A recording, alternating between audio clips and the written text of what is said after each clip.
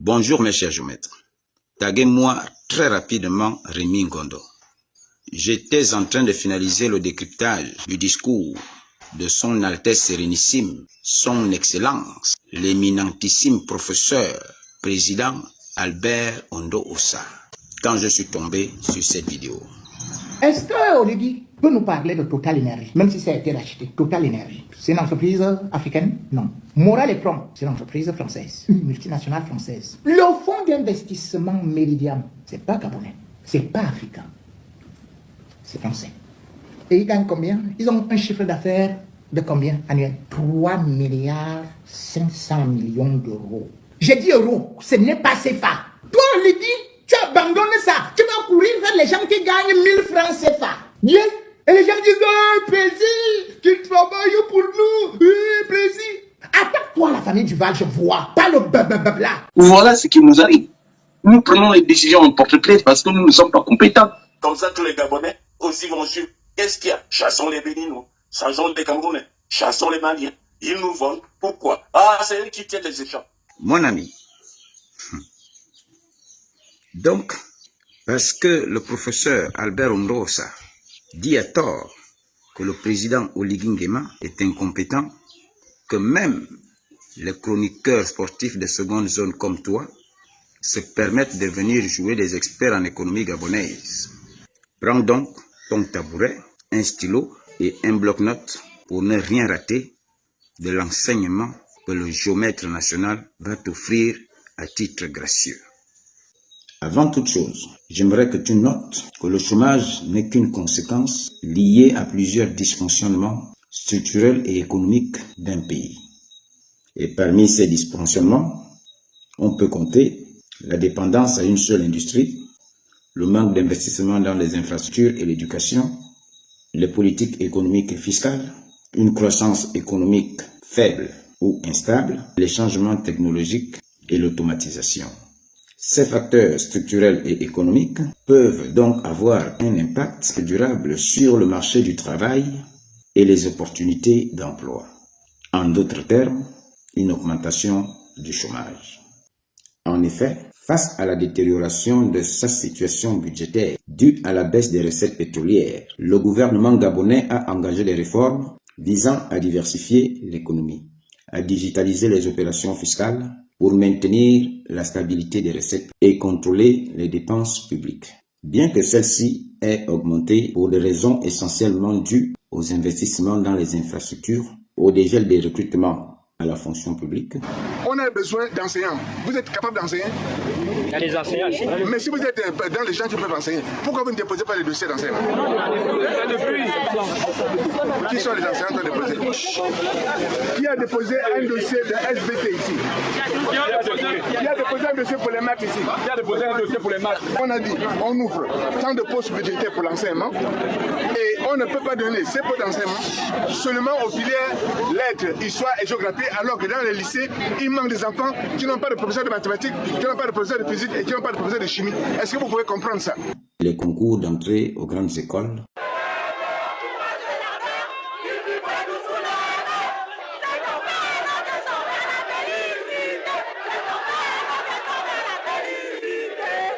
Le paiement des rappels soldes. Tel qu'il avait annoncé à l'occasion de la célébration de la Journée nationale de l'enseignant, le paiement des rappels soldes dans sa seconde phase est effectif depuis ce matin. En l'ordonnant, le chef de l'État alimente à nouveau sa corbeille d'actions visant à rendre leur dignité à ces Gabonais qui ont servi la nation avec honneur. L'arrimage du traitement des retraités. Le mardi 1er avril 2025, après une longue attente, près de 1000 anciens fonctionnaires ont perçu leur rappel pension, conformément à l'engagement pris par le président de la transition, Oligui Nguema. C'est à la Direction générale de la comptabilité publique et du Trésor de Libreville que ces hommes et femmes ont pu récupérer ces bons de caisse tant attendus. L'augmentation de la prime octroyée aux auxiliaires de commandement et d'état civil et la restauration des bourses d'études au secondaire, en plus d'autres mesures sociales que nous ne pourrons énumérer de manière exhaustive. Enfin, nos enfants ont recommencé à percevoir leur bourse. Oui, c'était l'une des promesses du chef de l'État, Biscotter Oligui Nguema, et c'est une promesse qui a fini par voir le jour. Bien sûr, la condition, c'est d'avoir une moyenne supérieure ou égale à 12. Ces bourses-là permettent de booster l'éducation, mais aussi de favoriser l'excellence. Au titre des réformes et actions engagées, nous avons entre autres la valorisation des ressources nationales pour maximiser les bénéfices tirés des ressources naturelles du pays. C'est dans cette optique que s'inscrivent les principales mesures suivantes. La suspension de l'accord de pêche avec l'Union européenne. Saviez-vous que l'Europe extrait 32 000 tonnes de thon des eaux gabonaises chaque année, un trésor maritime dont le Gabon ne profite presque pas? Le président vient de prendre une décision historique, dénoncer l'accord de pêche avec l'UE, jugé profondément déséquilibré. Malgré 17 milliards de francs CFA versés par l'Europe, les retombées économiques restent insuffisantes face à la richesse prélevée. Plus grave encore, absence d'infrastructures locales, peu d'emplois créés et risque de surexploitation. Le Gabon exige désormais un partenariat équitable ou cherchera d'autres alliés pour développer sa propre filière tonnière nationale. La souveraineté économique n'est plus négociable. La transformation locale du manganèse. En fait, les Gabonais ne se rendent pas compte de la mesure que le président a pris en décrétant qu'on ne va plus exporter le manganèse brut. J'ai fait mes recherches et je comprends en fait la position de la dame là. Clairement, il y a Eramet, Norvège, qui fait la transformation du manganèse du Gabon. Ils ont 3 produits phares, le ferro-manganèse, le silico-manganèse et le manganèse enrichi. Les 2 premiers là, c'est pour faire tout ce qui est acier. Et l'acier, je peux te dire, pour les gens qui sont dans le bâtiment, ça on en consomme tout le temps. Pour faire les ponts, les routes, les bâtiments, les grosses structures, pour faire les rails de train, même les châssis de voitures. Et le premier consommateur de ces produits finis là, c'est la Chine. Donc les enjeux sont importants. Et ils ont un site qui transforme 180 000 tonnes de silico-manganèse. Donc imaginez-vous, c'est juste, ils ont 3 sites. Et chaque site est spécialisé dans un produit fini. Donc vous ne vous rendez pas compte, c'est des milliers d'emplois. Donc la mesure, là, veut tout simplement dire, vous, Eramet, qui travaillez avec nous pour extraire votre manganèse, allez transformer chez vous. Allez-y fermer déjà vos entreprises qui sont en Norvège. Allez-y fermer vos entreprises qui sont en France. Parce que cette valeur ajoutée là qui est faite chez vous, vous allez désormais la faire chez nous.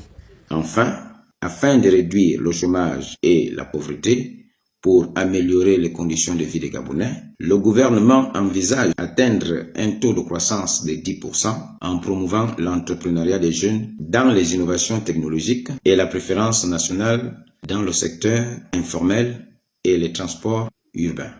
C'est dans cette optique que s'inscrivent les actions suivantes. La création de fonds stratégiques pour relancer l'investissement et stimuler la croissance économique.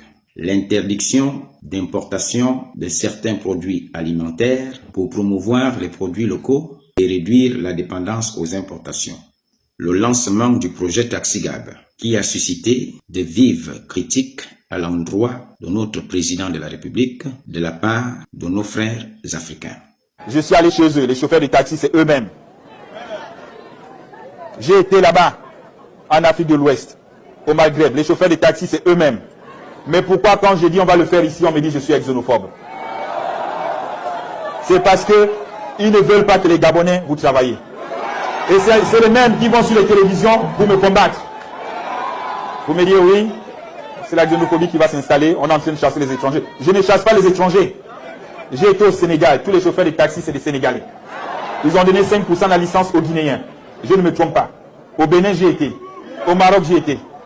Pourquoi on ne fait pas la même chose chez nous?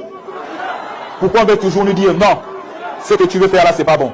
Moi, je sais où je conduis ce pays. Je veux que vous puissiez trouver du travail. Et ça, on va arriver. Concernant la préférence nationale dans le secteur informel, 62% des entreprises gabonaises sont dans le secteur informel, ce qui crée un manque à gagner à l'État gabonais. C'est donc pour pallier ce problème que le gouvernement envisage réduire le chômage des jeunes et la pauvreté en privilégiant les nationaux dans le dit secteur. En effet, la préférence nationale dans le secteur informel vise un double objectif: promouvoir les entreprises gabonaises tout en encourageant la formalisation des entreprises informelles détenues par nos frères étrangers, plutôt que de leur interdire l'exercice de ces métiers sur le territoire gabonais. Cette mesure aura donc un impact positif sur l'économie gabonaise, en favorisant les nationaux et en augmentant les recettes de l'État, tout en maintenant une coexistence économique harmonieuse avec les autres communautés africaines présentes au Gabon. Nous avons Porto Novo qui a été construit. Une bonne partie, c'est grâce à l'argent du Gabon. Nous devons avoir ça en mémoire. Et que nos jeunes influenceurs n'entrent pas dans la folie de cette dame qui a créé problème inutilement. Est-ce que l'une des solutions, puisque l'une des solutions proposées par le gouvernement, c'est le rapatriement des volontaires? Oui, mais bon, ils viendront faire quoi ici? Vous les rapatriez, d'accord. Et vous avez créé quel emploi déjà pour eux ici? La solution n'est pas le rapatriement forcément. Puisque personne n'attaque encore aucun Béninois. C'est la façon de communiquer des nôtres qui va envenimer la situation. Le Bénin aurait même pu s'approcher du gouvernement gabonais pour dire, chers Gabonais, chers gouvernements frères, nous reconnaissons que vos populations ont besoin d'activité. Qu'est-ce qu'on peut faire ensemble pour créer de l'emploi pour nos deux pays, comme ce que je suis allé faire à Zanzibar? Créer des zones de pêche, par exemple, obtenir un domaine où les Béninois s'installent, où ils font la pêche ensemble avec les Zanzibarites.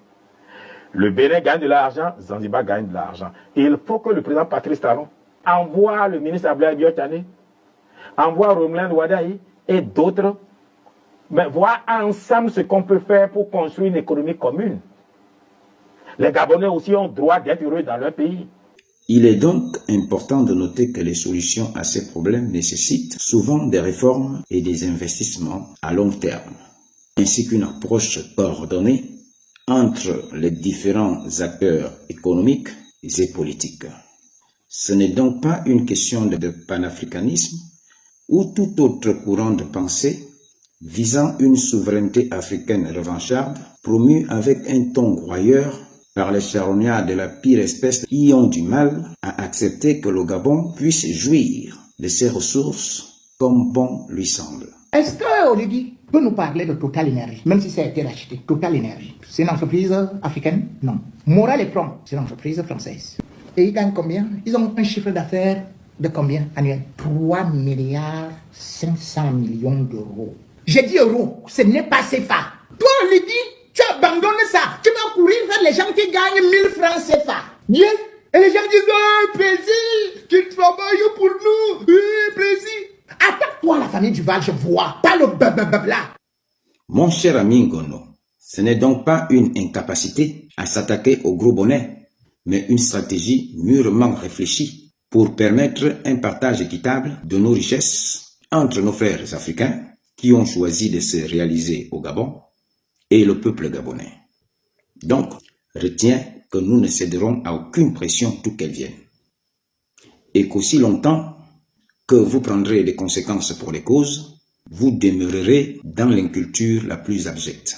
Si vous avez fait le choix de gagner votre vie en jouant les clowns au milieu de l'écoderme, ce n'est pas le cas de Brice Clotaire Oligui Nguema, qui a toujours montré qu'il ne craint personne d'autre que Dieu.